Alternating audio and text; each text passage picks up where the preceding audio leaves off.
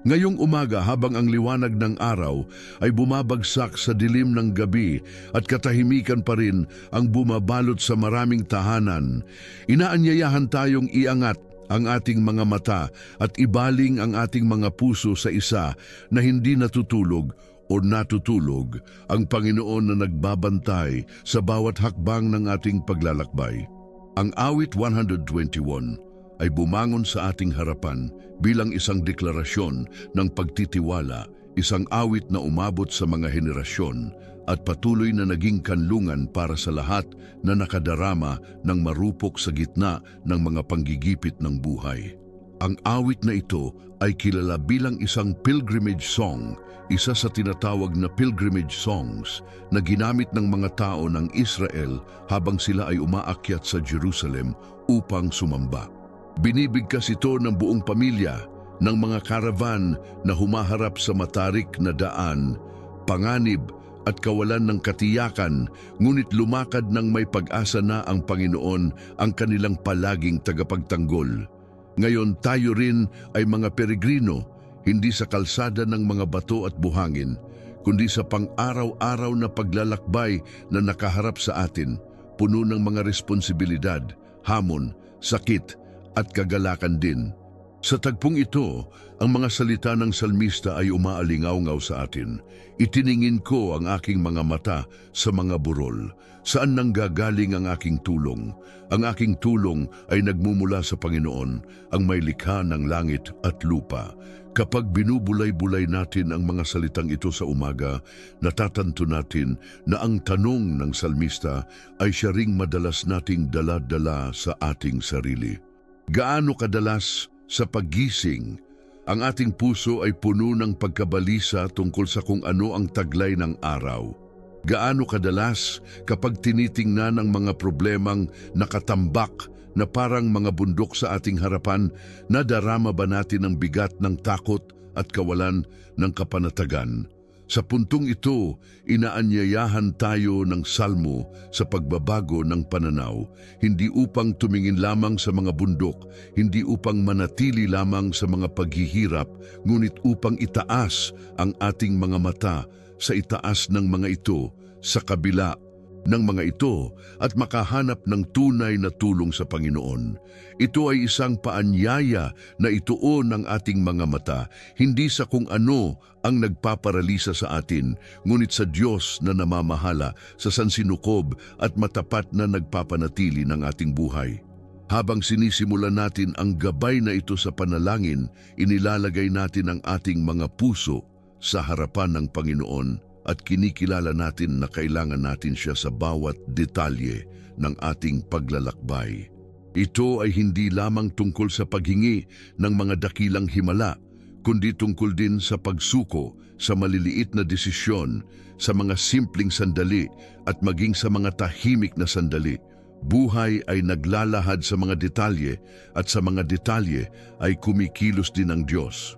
Kung paanong kailangan ng Israel na magtiwala na babantayan sila ng Panginoon sa daan, kailangan nating magtiwala na binabantayan niya ang ating pagbangon at paghiga, ang ating paglabas at pagpasok, mula sa simula hanggang sa katapusan ng araw. Ang awit 121 ay isang buhay na pangako ng pangangalaga, ng ipinapahayag nito na ang Diyos ay ang tapat na tagapag-alaga, na hindi hahayaang madulas ang paa ng matuwid, na magpoprotekta sa kanila mula sa lahat ng pinsala at magiging matulungin sa bawat sandali. Ang pangakong ito ay hindi abstract, ngunit totoo. Hindi ibig sabihin na hindi tayo haharap sa mga paghihirap, ngunit hindi natin sila haharapin ng mag-isa. Ang Panginoon ay nakatayo tulad ng isang lilim sa ating kanang kamay, bilang isa na nagtatakip sa atin ng kanyang proteksyon, bilang isa na nagpapaalala sa atin na walang pangyayari ang makapaghihiwalay sa atin mula sa kanyang mapagmasid na mata. Ngayong umaga, habang iniisip natin ang salitang ito, may isip natin ang mga peregrino na umaakyat sa daan patungo sa Jerusalem. Tumingin sila sa nakapalibot na mga bundok, alamang mga panganib, mababangis na hayop, magnanakaw, mapanganib na mga landas. Ngunit habang sila ay naglalakad, ang kanilang mga bibig ay nagsabi, "Ang Panginoon ang aking tagapag-ingat." Ang parehong deklarasyon ay dapat napunan ng ating mga labi at puso ngayon. Kahit na nahaharap tayo sa mga alalahanin sa pamilya, mga panggigipit sa trabaho, kawalan ng katiyakan sa hinaharap o mga sugat mula sa nakaraan, may isang katotohanang hindi nagbabago. Ang ating tulong ay nagmumula sa Panginoon. Marahil ngayon ay nakatitig ka sa mga bundok na tila hindi malulutas. Maaring ito ay isang medikal na diagnosis na nagdudulot ng takot, isang krisis sa pananalapi na sumisira sa iyong kapayapaan, isang emosyonal na pakikibaka na nagpapahina sa iyong lakas, o kahit isang espiritual na kawalan na tila hindi masasagot. Ngunit ito ay tiyak kung saan ang panalangin sa umaga ay nahahanap ang kahulugan nito. Ito na ang sandali upang iangat ang iyong mga mata at ipahayag na ang tulong ay hindi magmumula sa mga human resources, social connections o sa iyong sariling lakas, ngunit mula sa Diyos na lumikha ng langit at lupa. Kapag tumagos sa puso ang katotohanan ito, nawawala ang pagkabalisa at namumulaklak ang kumpiyansa. Ang panalangin sa umaga batay sa awit 121 ay umaakay sa atin sa pamamahinga. Ang pahinga dito ay hindi ang kawalan ng pakikibaka, ngunit ang katiyakan na kahit sa pakikibaka, may matatag na kamay na umaalalay sa atin. Ito ay ang kamalayan na kahit na wala na tayo sa kontrol, mayroong isang soberanong Diyos na hindi nawawalan ng kontrol sa anumang bagay. Ang pagtitiwala na ito ay hindi isinilang mula sa mga motibasyon na talumpati, ngunit mula sa paghahayag ng salita. Iyon ang dahilan kung bakit ang awit na ito ay umabot ng maraming siglo at patuloy na nagbibigay inspirasyon sa atin.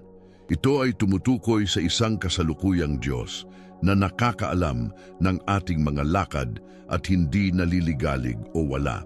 Ang sabi ng salmista, "Siya na nag-iingat sa Israel ay hindi iidlip." Ang pariralang ito ay makapangyarihan dahil ito ay nagpapaalala sa atin na habang tayo ay nagpapahinga, siya ay nananatiling mapagbantay. Habang nakapikit ang ating mga mata, nananatiling bukas siya. Habang nililimitahan natin ang ating sarili, nananatili siyang walang hanggan. Habang inilalatag ko ang roadmap na ito sa iyo ngayong umaga, nais kong mapuno ang iyong puso ng pananalig na ito. Hindi ka nag-iisa. Ang Diyos ay hindi lamang malapit, ngunit siya ang umaalalay sa bawat hakbang ng iyong paglalakbay. Kung ang daan ay tila mahirap ngayon, tandaan na may pangako ng hindi matitinag na pangangalaga. Kung mahina ang iyong puso ngayon, tandaan na ang Panginoon ang lakas na ginawang perpekto sa kahinaan. Kung ang mga pag-aalinlangan ay sumasagi sa iyong isipan ngayon, tandaan na mayroong isang matibay na bato kung saan maaari kang magpahinga ng ligtas. Sa buong itineraryo na ito, sama-sama tayong lalakad sa mga katotohanang ipinahayag sa awit 121 at kung paano nito mababago ang paraan ng ating pamumuhay sa ating mga araw. Ipagdadasal natin ang Panginoon na maging ating tagapagtanggol, pag-isipan kung ano ang ibig sabihin ng lubos na pagtitiwala sa Kanya at mamagitan hindi lamang para sa ating sarili, kundi para sa lahat ng nangangailangan ding makaranas ng banal na tulong na ito sa kanilang paglalakbay. Higit pa sa pagbigkas ng mga salita, ito ay isang sandali ng tunay na pagsuko ng pagkilala sa kadakilaan ng Diyos at sa kaliitan ng ating mga puso sa harap niya, kundi pati na rin ng katiyakan na tayo ay lubos na minamahal at pinoprotektahan. Ngayon, habang binubuksan natin ang ating mga mata at binubulay-bulay ang bagong bukang liwayway, inaanyayahan tayo ng Panginoon na simulan ang araw sa liwanag ng Kanyang pangako.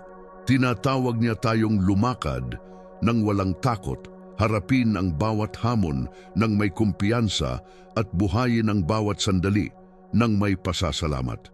Ang panalangin sa umaga ay hindi lamang isang ritual, ngunit isang pakikipagtagpo sa Ama na nagnanais na samahan tayo mula sa unang hakbang ng araw hanggang sa huli. Panahon na para sumuko, magtiwala at magpahinga. Naway ang paglalakbay na ito ng panalangin sa awit 121 ay higit pa sa mga salita. Naway ito'y maging isang pagbabago sa iyong kaluluwa. Naway ang bawat linya dito ay isang paalala na mayroong Diyos na nagmamalasakit sa iyo, na hindi nakakalimutan ang iyong pangalan, na nakakaalam ng iyong mga luha at nalulugod na lumakad sa tabi mo. Minamahal na Panginoon, sa paglubog ng umaga sa aking harapan, ako'y pumarito ng buong pagpapakumbaba upang ilagay ang aking puso sa iyong mga kamay. Tumitingin ako sa abot tanaw ng buhay at kinikilala ko na ang mga hamon ay marami, na ang mga kalsada ay tila matarik at ang pasanin na aking dinadala kung minsan ay tila napakabigat. Ngunit tiyak sa sandaling ito na naaalala ko ang mga salita ng Salmo. Itiningin ko ang aking mga mata sa mga burol, saan nanggagaling ang aking tulong. Hindi ko kailangang maghanap sa malalayong lugar, hindi ko kailangang tumakbo sa nanginginig na mga suporta. Dahil alam ko na ang tulong ko ay nagmumula sa iyo, lumikha ng langit at lupa. Ngayon, Panginoon, inilalapag ko sa iyo ang mga alalahanin na sumasalakay sa aking puso.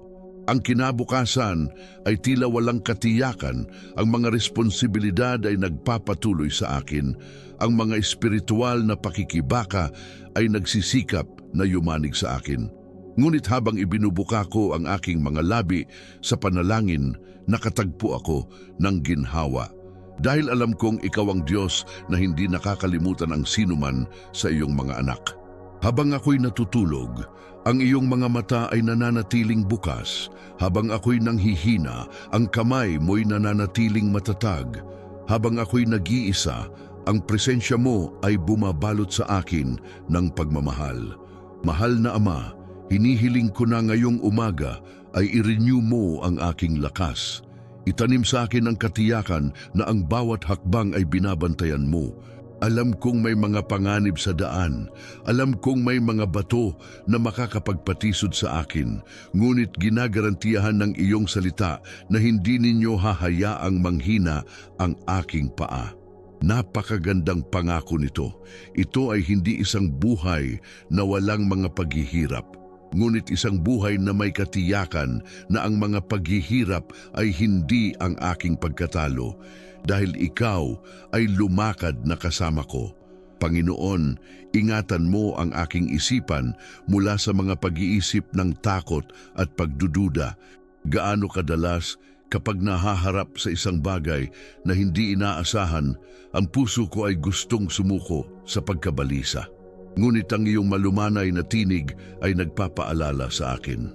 Ako ang iyong tagapagtanggol, ang iyong lilim sa iyong kanang kamay. Kung paanong hindi pinababayaan ng anino ang mga lumalakad, gayon din ang presensya mo ay palagian, tahimik, ngunit totoo. Ngayon ay nais kong mamuhay sa lilim ng iyong katapatan, nagpapahinga sa kanlungan na matatagpuan ko lamang sa iyo. Diyos ko, inilalaan ko ang bagong araw na ito sa iyong pangangalaga. Naway ang bawat desisyon, bawat pagtatagpo, bawat salitang lumalabas sa aking bibig, bawat kilos na aking gagawin ay mamarkahan ng iyong biyaya. Huwag sana akong umasa sa sarili kong karunungan, ngunit magtiwala sa iyong banal na espiritu na gagabay sa akin. Naway marinig ko ang iyong tinig sa gitna ng ingay ng mundo. Hinihiling ko rin na kung paanong pinoprotektahan mo ako, pinoprotektahan mo ang aking pamilya.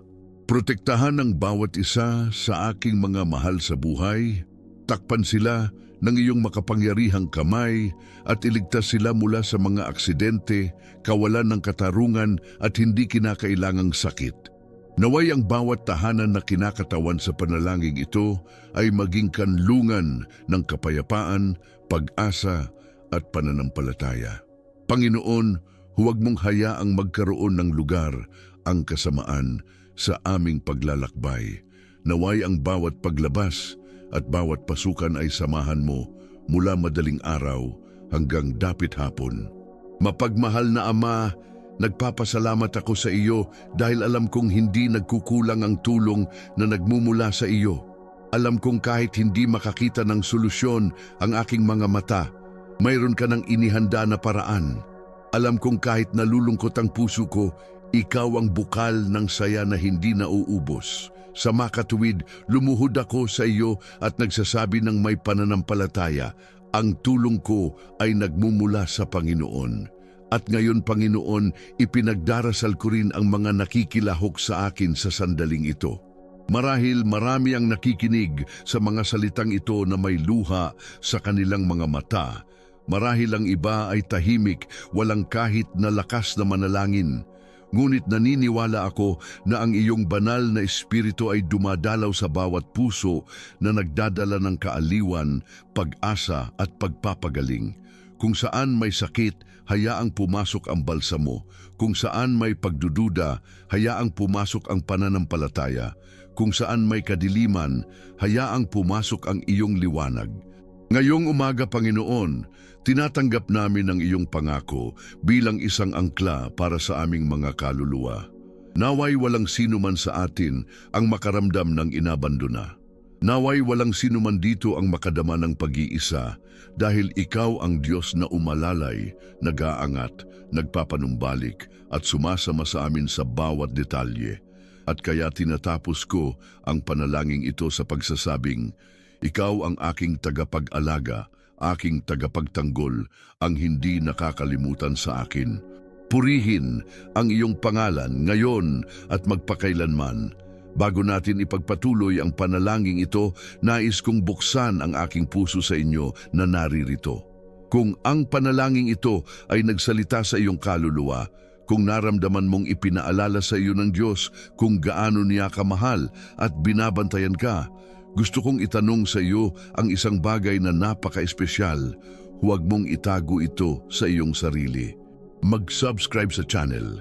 Hindi bilang isang taong nag-click lang sa isang button, ngunit bilang isang taong nagpasyang lumakad ng magkasama sa paglalakbay na ito ng pananampalataya.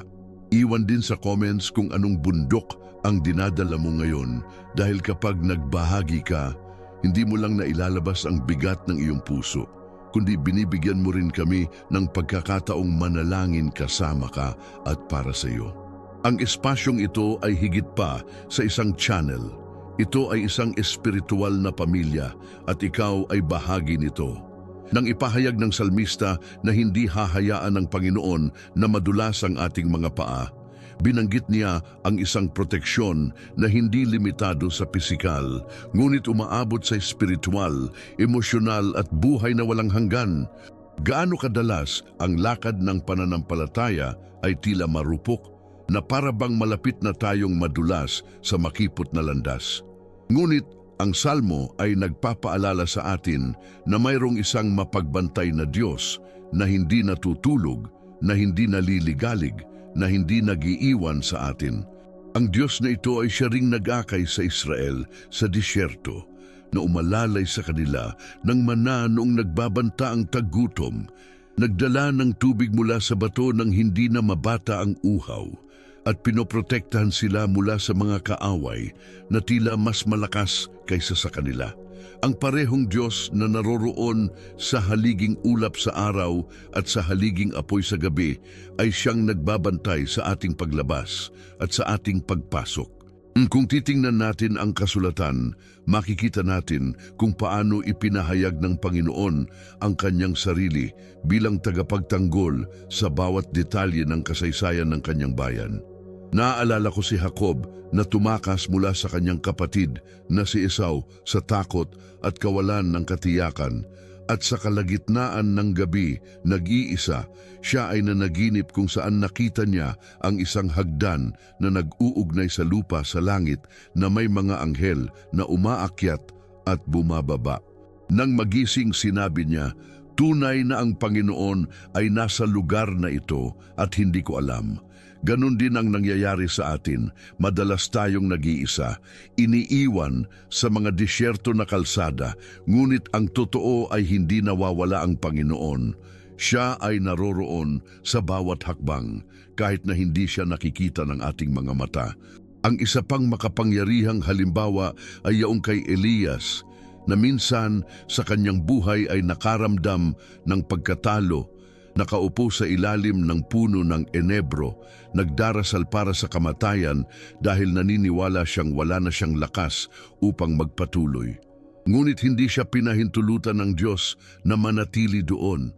Nagpadala siya ng isang anghel na may dalang tinapay at tubig at sinabi, "Bumangon ka at kumain sapagkat ang iyong paglalakbay ay napakalaki." Ang talatang ito ay nagpapaalala sa atin na hindi lamang tayo pinoprotektahan ng Panginoon mula sa nakikitang mga panganib, kundi itinataas din tayo kapag ang ating mga puso ay nanghihina. Ibinabalik niya tayo sa pamamagitan ng espiritual na tinapay at inaalalayan tayo para maipagpatuloy natin ang paglalakbay na nasa unahan pa. Sinasabi ng Salmo, "Ang Panginoon ang iyong lilim sa iyong kanang kamay, hindi ka sasaktan ng araw sa araw, ni ng buwan sa gabi." Dito makikita natin ang isang pangako na higit pa sa literal. Ang araw at buwan ay madalas na nakikita bilang mga simbolo ng mga puwersa na maaaring magpahina o magdulot ng pinsala. Sinasabi ng salmista na walang panlabas na kapangyarihan, walang atake na nakikita o hindi nakikita ang makakasira sa atin dahil may Diyos na nagtatakip sa atin ng kanyang anino. Ang anino na ito ay hindi ang kawalan ng liwanag, ngunit proteksyon. Kung paanong ang isang puno ay nag-aalok ng lilim sa pagod na manlalakbay, gayon din ang Diyos ay nag-aalok ng kapahingahan sa ating pagod na mga kaluluwa. Sa buhay ni Daniel, malinaw nating nakikita ang katotohanan ito. Siya ay itinapon sa yungib ng mga leon at sa lohika ng tao walang paraan palabas. Ngunit sinasabi ng salita na ipinadala ng Diyos ang kanyang anghel at itinikom ang mga bibig ng mga leon. Si Daniel ay nanatiling hindi nasaktan dahil ang Panginoon, ang kanyang lilim, ang kanyang tagapagtanggol ang nagbabantay sa kanyang buhay. Gaano kadalas din natin nararamdaman na tayo ay kabilang sa mga leon, mga problemang gustong lamunin ng ating pananampalataya, mga krisis na tila walang solusyon, ngunit ang pangako ng awit 121 ay nananatiling wasto, babantayan niya ang ating mga kaluluwa. Hindi natin malilimutan si David, ang may akda ng napakaraming mga salmo na humarap sa tunay na mga panganib sa daan. Bilang isang binata, nag-aalaga ng mga tupa, kailangan niyang harapin ang isang leon at isang oso. Nang maglaon, hinarap niya si Goliath, isang higanteng kinatatakutan ng buong hukbo ng Israel. Sa bawat isa sa mga sitwasyong ito, hindi ang lakas ni David ang nagbigay sa kanya ng tagumpay, ngunit ang kapangyarihan ng Diyos ang nagprotekta sa kanya. Siya mismo ang nagpatotoo, ang Panginoon na nagligtas sa akin sa paa ng leon at sa paa ng oso, ililigtas din niya ako sa kamay ng Filisteyong ito. Ang pagtitiwala na ito ay hindi nagmula sa katapangan ng tao, ngunit mula sa katiyakan na ang tulong ay nagmula sa Panginoon. Sa paglalapat nito sa ating buhay, kailangan nating tandaan na ang bawat bagong araw ay isang peregrinasyon. Bawat umaga ay parang unang hakbang sa isang daan na hindi natin lubos na naiintindihan. Magkakaroon ng mga hindi inaasahang pangyayari, hamon at maging mga panganib na hindi natin kontrolado. Ngunit kung matututo tayong itaas ang ating mga mata at magtiwala, mabubuhay tayo ng hindi gaanong pinangungunahan ng pagkabalisa at higit na nakasalig sa pag-asa. Kapag sinabi ng Salmo na babantayan ng Panginoon ang ating paglabas at pagpasok, ito ay nagpapatunay na ang pangangalaga ng Diyos ay hindi nagbabago mula simula hanggang wakas, mula sa pagsikat ng araw hanggang sa paglubog ng araw, mula sa kabataan hanggang sa pagtanda at maging sa kawalang hanggan. Ngayon, maaring kailanganin mong tandaan ito lalo na marahil ay nahaharap ka sa mga desisyon na nag-aalala sa iyo, mga pagbabagong tila napakabigat, mga balitang nagdudulot ng takot. Ngunit alamin ito, ang parehong Diyos na nagprotekta sa Israel, na umalalay kay Elias, na nagligtas kay Daniel, na nagpalakas kay David, ay ang Diyos na nagpoprotekta sa iyo ngayong umaga. Ang tulong na nagmumula sa Kanya ay hindi pansamantala, hindi limitado, hindi nakadepende sa mga pangyayari. Ito ay isang walang hanggan, tapat at hindi nagkukulang na tulong.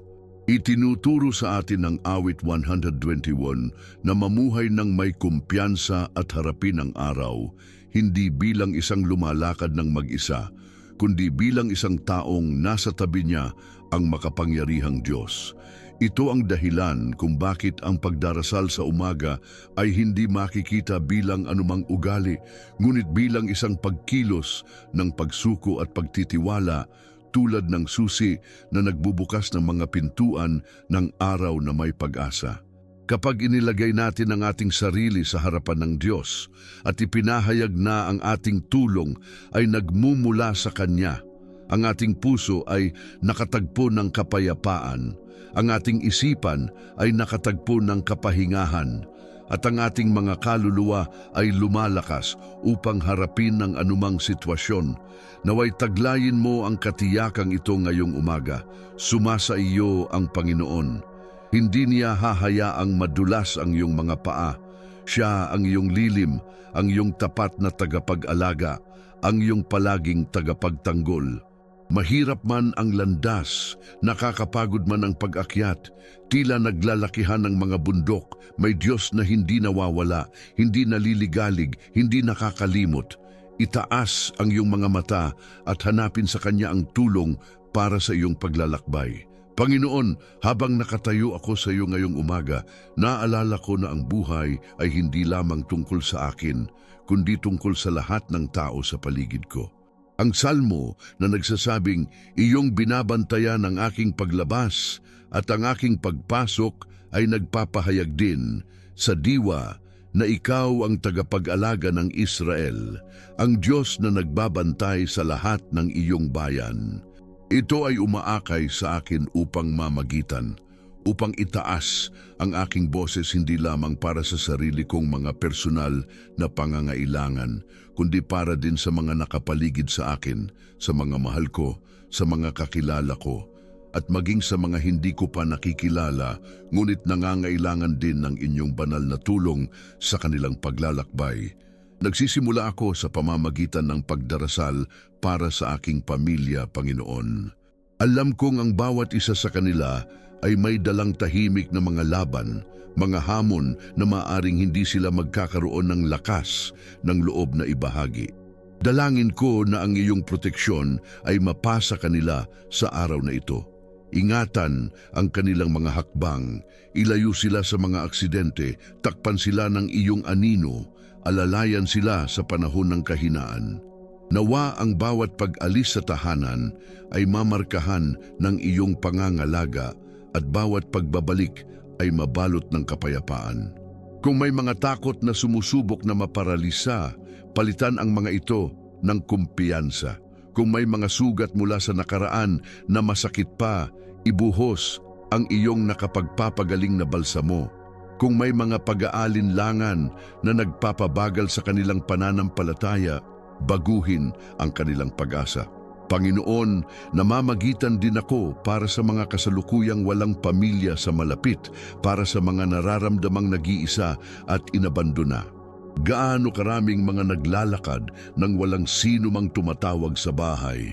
Gaano karaming nagsimula ang araw na may kahungkagan sa kanilang mga puso. Dalangin ko na sana ay maranasan nila ang iyong espesyal na pangangalaga, na madama nila na ikaw ay isang ama sa mga ulila at isang ina sa mga hindi kailanman ginanap. Naway ang inyong presensya ay maging tahanan, kanlungan at anino ng proteksyon para sa bawat isa sa kanila. Umiiyak din ako para sa aking komunidad. Nakatira kami sa mataong mga lungsod kung saan madalas na sinusubukan ng karahasan na magnakaw ng kapayapaan, kung saan ang hindi pagkakapantay-pantay ay lumilikha ng mga sugat sa lipunan, kung saan ang takot sa pag-alis at pag-uwi ay mabigat sa aming mga puso. Panginoon, gaano namin kailangan ang iyong sama-samang proteksyon. Naway ang bawat kalye ay matakpan ng iyong maingat na titig. Naway maingatan ang mga tahanan mula sa mga kasamaan, kapwa nakikita at hindi nakikita. Naway makatagpo ng kapanatagan ang mga nagdadalamhating puso sa pagkaalam na ikaw ang tagapag-alaga hindi lamang ng mga individual, kundi ng buong mga tao. Ama, ipinagdarasal ko ang mga nasa awtoridad, ang mga inilagay sa mga posisyon sa paggawa ng desisyon. Alam namin na maraming mga landas ang tila baluktot, na may mga mahihirap na pagpipilian na dapat gawin, ngunit hinihiling namin na ang iyong karunungan ay umabot sa kanila. Nawa ang bawat desisyon na nakakaapekto sa komunidad ay mamarkahan ng katarungan, integridad at pakikiramay. Huwag hayaan silang mamahala sa pamamagitan ng pansariling interes, ngunit sa pamamagitan ng paghahangad ng kabutihang panlahat. Ibangon ng mga kalalakihan at kababaihan na kinikilala na ang tunay na tulong ay hindi nakasalalay sa mga estratehiya ng tao, ngunit sa iyong gabay. Panginoon, namamagitan din ako para sa mga nagdurusa sa mismong sandaling ito. Naalala ko ang mga nahaharap sa sakit na nagising ngayon sa mga ospital, sa mga kama ng sakit, sa mga lugar ng paggamot. Ilan ang nagmulat ng kanilang mga mata at sinalubong ng bigat ng sakit. Hinihiling ko na ang iyong kamay ay abutin sila, na ikaw ay maging anino sa kanila, kaginhawahan sa kanilang sakit, pag-asa para sa kanilang pagod na mga kaluluwa. Naway maranasan nila ang pangako na iyong pinangangalagaan ang buhay sa bawat aspeto, katawan, isip at espiritu. Ipinagdarasal ko rin ang mga nahaharap sa kahirapan sa pananalapi. Gaano karami, Panginoon, ang nagsimula ng araw na hindi marunong maglagay ng tinapay sa mesa. Gaano karami ang nagdadala ng dalamhati ng mga overdue na bayarin, mga utang na tila hindi malulutas na bundok. Dalangin ko na sa iyo ay matagpuan nila hindi lamang ang material na probisyon, kundi pati na rin ang kapayapaan upang matiis ang mga panggigipit. Buksan ang mga pintuan ng trabaho, magdala ng hindi inaasahang mga mapagkukunan, at itaas ang mapagbigay na puso na maaaring maging instrumento ng iyong probisyon. At hindi ko maiwasang manalangin para sa mga nasa espiritual na pakikibaka. Marami ang nabubuhay na nakakulong dahil sa pagkakasala, pagkagumon, takot at mapangwasak na kaisipan. Dalangin ko na madama nila ang mapagpalayang kapangyarihan ng iyong presensya upang matuklasan nila na binabantayan mo hindi lamang ang kanilang mga katawan, kundi pati na rin ang kanilang mga kaluluwa. Naway maputol ang bawat hindi nakikitang bilangguan. Naway maputol ang bawat tanikala na nagbibigkis sa kanila ng iyong pag-ibig. Panginoon, namamagitan ako para sa aking bayan. Tinitingnan ko ang aking bansa at nakikita ang mga sugat sa lipunan, pagkakabahabahagi at kawalang katarungan. Ngunit naaalala ko na ang iyong salita ay nagsasabi, mapalad ang bansa na ang Diyos ay ang Panginoon. Dalangin ko na ang bawat lungsod, bawat tahanan, bawat puso ay bumaling sa iyo. Ibuhos ang iyong biyaya sa mga pinuno, magdala ng kapayapaan kung saan may karahasan, pag-asa kung saan walang pag-asa, pagpapanumbalik kung saan may pagkasira. Naway, bilang isang tao, iangat natin ang ating mga mata sa mga burol at kilalanin na ang tunay na tulong ay hindi magmumula sa mga sistema ng tao, kundi mula sa Panginoon na may likha ng langit at lupa. At Panginoon, nananalangin pa rin ako para sa buong mundo. Kami ay konektado sa mga paraan na minsan ay tila imposible.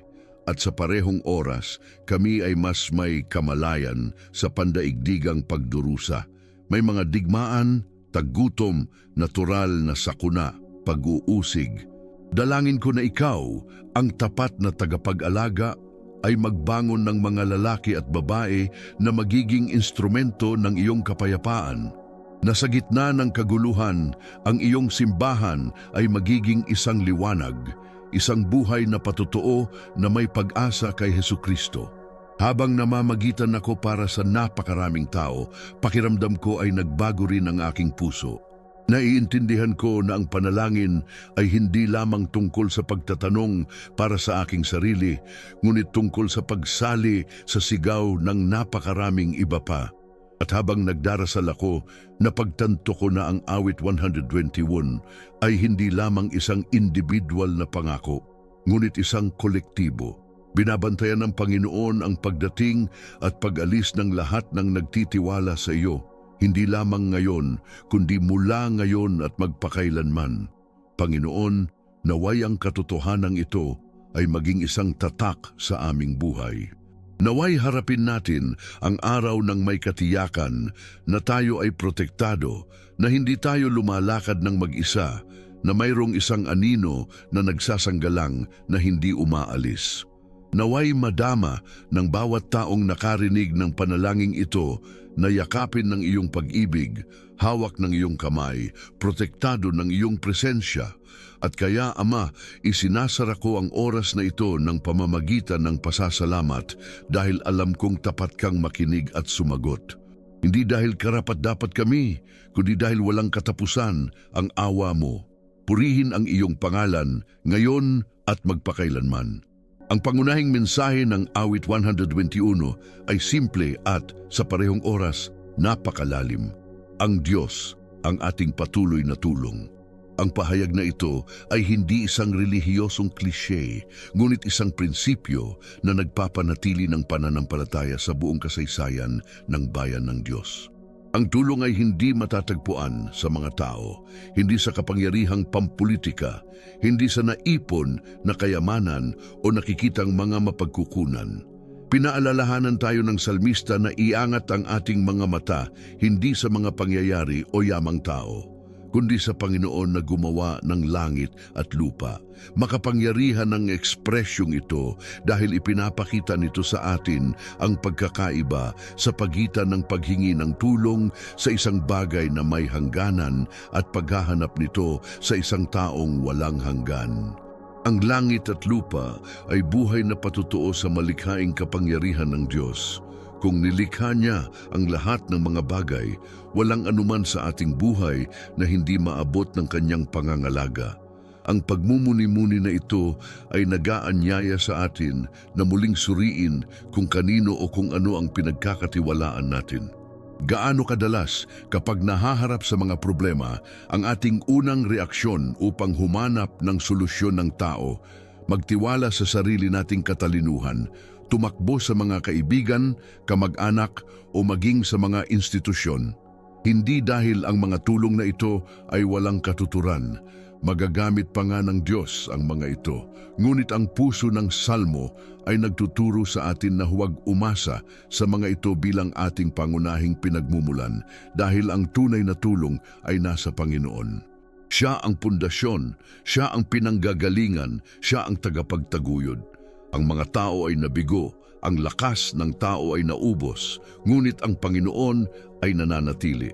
Nakatutuwang tandaan na ang teksto ng Salmo ay hindi nangangako ng kawalan ng panganib, ngunit sa halip ay ang pagkakaroon ng proteksyon. Mahalaga ito para maunawaan natin. Hindi tayo inilalagay ng pananampalataya sa isang glass dome na hiwalay sa mga pakikibaka. Sa kabaligtaran, inilalagay tayo ng pananampalataya sa gitna ng mga pakikibaka nang may katiyakang hindi tayo nag-iisa. Ang Salmo ay nagsasalita tungkol sa mga paa na hindi natitinag, ng proteksyon mula sa araw at buwan, ng patuloy na pagbabantay. Ang mga ekspresyong ito ay nagpapahiwatig na ang landas ay magiging mapanganib. Magkakaroon ng nakakapasong araw, malamig at madilim na gabi, mga lambak at bundok. Ngunit ang pinagkaiba ay ang pagkaalam na ang Diyos ay isang tapat na tagapag-alaga sa lahat ng mga sitwasyong ito.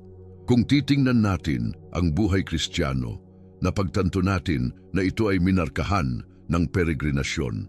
Kung paanong ang Israel ay lumakad patungo sa Jerusalem, tayo ay lumalakad patungo sa langit, patungo sa ipinangakong kawalang hanggan.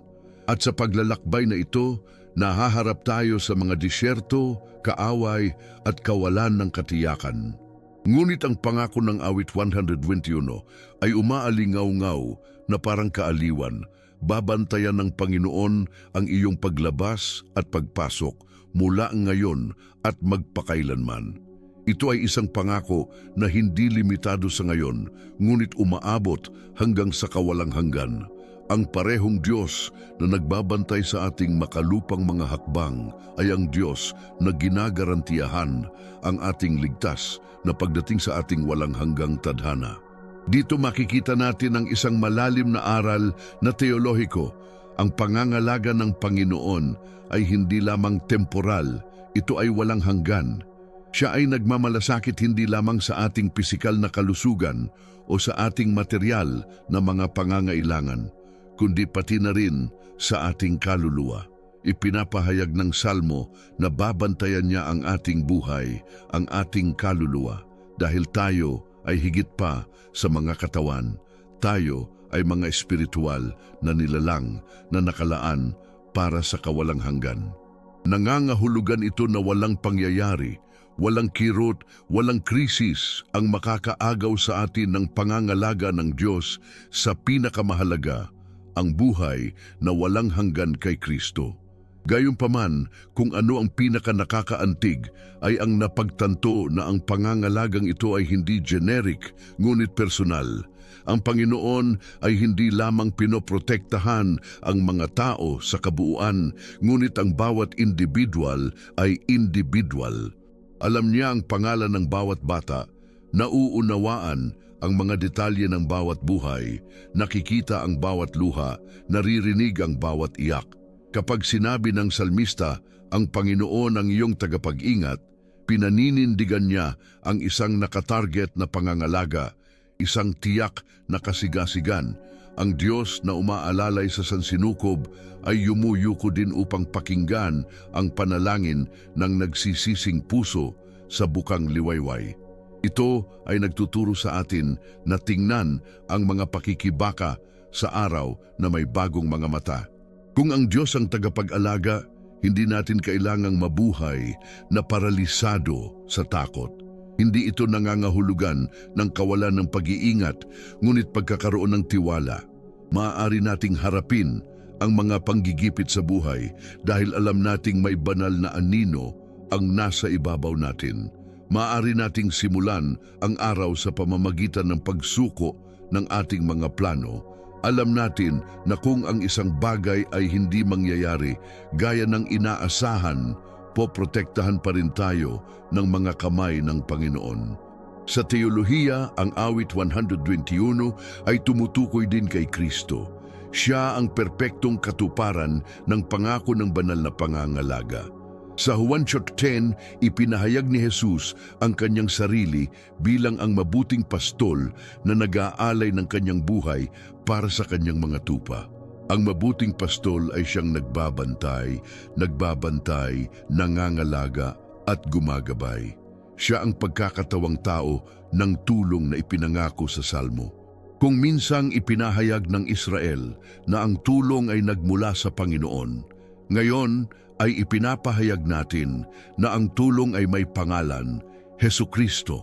Sa Kanya tayo ay may walang hanggang proteksyon dahil hindi lamang niya binabantayan ang ating paglabas at pagpasok sa buhay na ito, kundi ginagarantiyahan din niya tayong makapasok sa walang hanggang kaharian.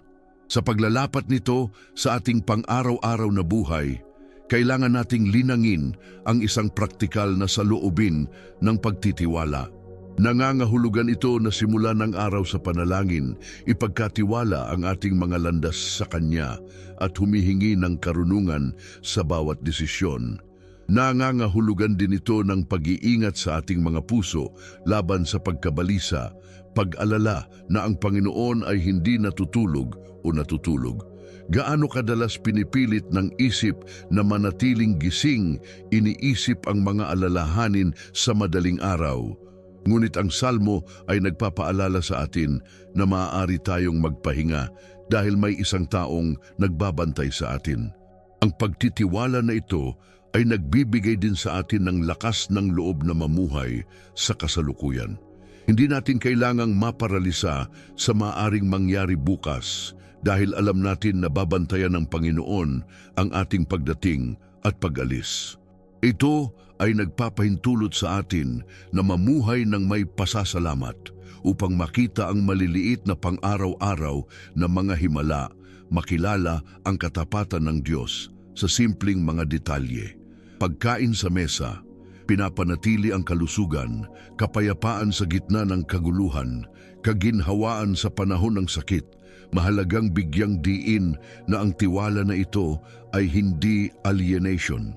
Hindi ito ang pagpikit sa ating mga problema, kundi ang pagbubukas ng ating mga mata sa kadakilaan ng Diyos sa itaas nito. Ito ay ang pag-alam na kahit na ang araw ay nasusunog at ang gabi ay maaaring magdala ng lamig, mayroong isang anino na tumatakip sa atin, isang presensya na bumabalot sa atin, isang kamay na hindi bibitawan. Kaya naman, inaanyayahan tayo ng awit 121 na mamuhay ng may pag-asa. Ang pag-asa ay hindi murang optimismo, ngunit ang katiyakan na ang Diyos na gumawa ng langit at lupa ay nakatuon sa ating buhay. Ang pag-asa ay itinataas ang ating mga mata sa kabila ng mga bundok ng kahirapan at makita ang Diyos na nakatayo sa itaas nito.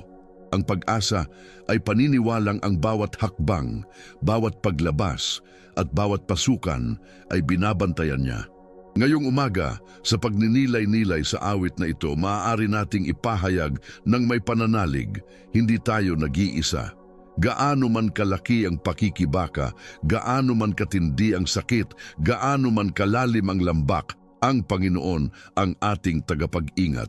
At ang pangakong ito ay hindi limitado sa araw na ito, ngunit umaalingaw-ngaw sa buong kawalang hanggan. Mahal na Panginoon, sa pag-abot ko sa bahaging ito ng panalangin, nais kong isuko sa iyo hindi lamang ang aking mga salita, kundi ang aking buong pagkatao. Ang araw na nagbubukas sa harap ko ay parang blangkong pahina at alam ko na ang bawat linyang isusulat ay nakadepende sa mga pagpili, desisyon at landas na tatahakin ko. Ngunit hindi ko nais na lumakad ng mag-isa. Hindi ko nais na isulat ang pahinang ito na may tinta ng sarili kong karunungan dahil kinikilala ko na ako ay limitado, marupok at napapailalim sa pagkakamali. Sa makatuwid, iniaalay ko sa iyo ang bawat oras ng araw na ito. Hinihiling na ang iyong banal na espiritu ay maging aking gabay, aking tagapayo at aking tagapagtanggol. Ang awit 121 ay nagpapaalala sa akin na binabantayan mo ang aking paglabas at pagpasok at ito ay nagdudulot sa akin ng malalim na kapayapaan. Dahil alam ko na kapag lumalabas ako sa aking tahanan, kapag nahaharap ako sa mga panggigipit sa trabaho, kapag nahaharap ako sa mga hamon ng mga relasyon ng tao, hindi ako nag-iisa. Ang iyong anino ay sumasama sa akin, ang iyong kamay ay umalalay sa akin, ang iyong tingin ay gumagabay sa akin. Nais kong ang bawat pagkikita ko ngayon, bawat salita na aking binibigkas, bawat kilos na aking gagawin ay mamarkahan ng iyong presensya. Hindi ko nais na ito ay isa pang araw sa aking buhay, ngunit isang araw na nabuhay sa kapuspusan ng iyong biyaya. Inilalaan ko ang aking mga iniisip sa iyo. Gaano kadalas naliligaw ang isip sa mga alalahanin, takot at nakakaparalisadong alaala. Ngayon hinihiling ko na ang aking isip ay mabihag ng iyong katotohanan. Naway tanggihan ko ang bawat pag-iisip na hindi nagmumula sa iyo, at naway mapuno ang aking isipan ng katiyakan ng iyong pag-ibig. Nais kong pagnilayan ang iyong salita sa buong araw. Nais kong maging ilawan ito sa aking mga paa at ilaw sa aking landas. Inilaan ko rin ang aking damdamin. Kinikilala ko, Panginoon, na madalas akong nadaig ng galit, kalungkutan, pagkabalisa o pagkabigo. Ngunit ngayon, hinihiling ko sa iyo, ingatan mo ang aking puso. Naway magmula sa iyo ang aking kagalakan, naway ang aking kapayapaan ay maging bunga ng iyong espiritu. Naway ang aking pag-ibig ay maging salamin ng iyong pag-ibig. Naway tumugon ako ng may kahinahunan kahit sa gitna ng pagpupunyagi. Naway makatagpo ako ng ginhawa sa iyo kahit sa gitna ng sakit. Panginoon, inilalaan ko ang aking katawan. Bigyan mo ako ng kalusugan, lakas at kagustuhang harapin ang mga gawain sa araw na ito. Protektahan mo ako mula sa mga aksidente, sakit at anumang bagay na maaaring makagambala sa akin sa misyon na iyo para sa akin. Naway huwag manghina ang aking mga paa, naway ang aking mga kamay ay maging kasangkapan ng pagpapala. Naway makita ng aking mga mata kung ano ang dalisay at banal. Naway ang aking mga tainga ay makinig sa iyong tinig. Inilalaan ko ang aking trabaho at ang aking mga responsibilidad. Alam ko na ang bawat aktibidad, gaano man kaliit, ay magagawa para sa iyong kaluwalhatian. Naway hindi ako mabuhay para lamang magawa ang mga gawain, kundi para igalang ang iyong pangalan sa lahat ng bagay. Naway maging tapat ako sa bawat pagpili, patas sa bawat desisyon, bukas palad sa bawat pagkakataon. Naway makita sa akin ng aking mga kasamahan, kliyente, superior at subordinates ang refleksyon ni Kristo. Panginoon, itinatalaga ko ang aking pamilya sa iyo. Hinihiling ko na bantayan mo sila sa bawat paglabas at bawat pasukan, na protektahan mo sila mula sa panganib at palakasin mo sila sa kanilang mga kahinaan. Naway ang bawat tahanan na kinakatawan dito ay maging isang lugar ng kapayapaan, panalangin at pakikipag-isa sa iyo. Naway ang iyong pag-ibig ang maging buklod na nagbubuklod sa bawat puso, at naway ang iyong salita ang maging pundasyon ng bawat tahanan. Inilalaan ko rin ang mga relasyon sa labas ng tahanan, mga kaibigan, mga kapatid kay Kristo, mga kapitbahay, mga kakilala. Naway maging liwanag ako kung saan may kadiliman, pag-asa kung saan may kawalan ng pag-asa, at isang instrumento ng pagkakasundo kung saan may tunggalian. Naway ang aking patotoo ay hindi lamang mga salita, kundi mga kilos na sumasalamin sa iyong kabutihan. Panginoon, inilalaan ko ang araw na ito sa iyong proteksyon mula sa kasamaan. Ipinapahayag ng Salmo na iyong iingatan ako sa lahat ng kapahamakan at kumapit ako sa pangakong iyon. Protektahan mo ako mula sa mga pag-atake ng kaaway, mula sa mga patibong ng kasalanan, mula sa mga tuksong maaaring lumabas. Bigyan mo ako ng pag-unawa upang makilala kung ano ang hindi nagmumula sa iyo at ng lakas upang labanan. Naway huwag magkaroon ng kapangyarihan sa akin ang kasamaan, sapagkat ako ay nasa ilalim ng iyong anino. Inilalaan ko ang aking mga pangarap at plano. Gaano kadalas akong may mga proyekto, hangarin at layunin na pumupuno sa aking puso, ngunit hindi ko laging alam kung ang mga ito ay naaayon sa iyong kalooban. Ngayon ay nananalangin ako. Ituwid mo ang aking mga landas. Isara ang mga pintuan na hindi ako umaakay sa buhay. Buksan ang mga pintuan na naglalapit sa akin sa iyong layunin. Turuan mo akong maghintay sa iyong panahon, magtiwala sa iyong mga daan, magpahinga sa katiyakan na ang iyong mga plano ay mas malaki at mas mabuti kaysa sa akin. Panginoon, inilalaan ko ang araw na ito bilang pagkakataong maglingkod. Naway isipin ko hindi lamang ang aking sarili kundi ang iba. Naway makita ko ang mga pangangailangan sa paligid ko at abutin. Naway mag-alay ako ng isang salita ng kaaliwan, isang kilos ng kabaitan, isang taimtim na panalangin. Naway maging instrumento ang aking buhay para iangat ng iba ang kanilang mga mata at makahanap ng tulong sa iyo. Ama, alam ko na ang pagtatalaga ng araw ay hindi nangangahulugang magiging madali ang lahat. Alam kong maaari akong harapin ang mga hindi inaasahang pangyayari, kalungkutan at pagkabigo. Ngunit ang paglalaan ay nangangahulugan na anuman ang mga pangyayari, ako ay nasa ilalim ng iyong pangangalaga. At iyon ang nagbabago sa lahat dahil kahit dumating ang mga unos, alam kong may tapat na tagapag-alaga na hindi nakatulog. Kahit na mahina ako, alam kong may isang malakas na Diyos na umalalay sa akin. Kahit pakiramdam ko nag-iisa ako, alam kong may isang mapagmahal na Ama na hindi ako pababayaan. Kaya nga, habang iniaalay ko sa iyo ang araw na ito, sinasabi ko, mangyari ang iyong kalooban sa lupa gaya ng sa langit.